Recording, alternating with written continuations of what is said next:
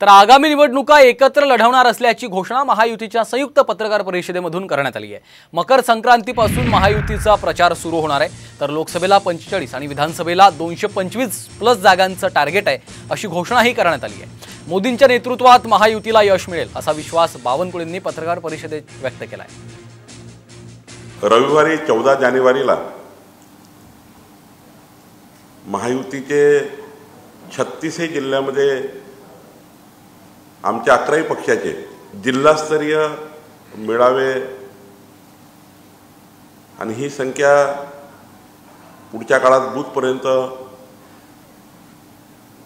आमच्या तालुका मंडळापर्यंत एकदा जिल्हास्तरीय मेळावे झाले की पुढे तालुकास्तरीय मेळावे होतील, मग बूथस्तरीय मेळावे होतील। महायुतीने जी तयारी केली आहे देवेंद्रजी, एकनाथजी आणि अजितदादांच्या नेतृत्वामध्ये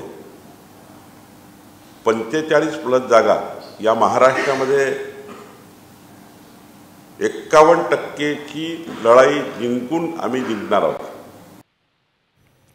लोकसभा निवडणुकीचं वातावरण तापू लागलेलं आहे। मोदींच्या तुफानामध्ये महाविकास आघाडी पाला पाचोळ्यासारखी उडून जाईल असा हल्लाबोल भाजपचे प्रदेशाध्यक्ष चंद्रशेखर बावनकुळेंनी केलाय। त्यावर राष्ट्रवादीचे प्रदेशाध्यक्ष जयंत पाटलांनी टोला लगावलाय।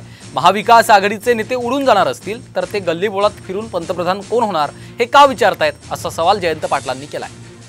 आपको दिखा अभी महाराष्ट्र में आने वाला है और ये तूफान ये सब झाड़ी पत्तियों को साफ करके महाविकास आघाड़ी के सारे झाड़ी पत्तियों को साफ करके और महायुति पूरी ताकत से इस महाराष्ट्र में जीतेगी। बावनकुळे गल्ली बोळात फिरून अगला प्राइम मिनिस्टर कौन होना चाहिए हा प्रश्न कशाला विचारतायत। जर सगळीकडे पालापाचोळ्याने सगळे विरोधक उडून जाणार असतील तर मग बावनकुळे गल्ली बोळात फिरून पुढचे पंतप्रधान कोण होणार हे विचारायची त्यांना गरज का भासते।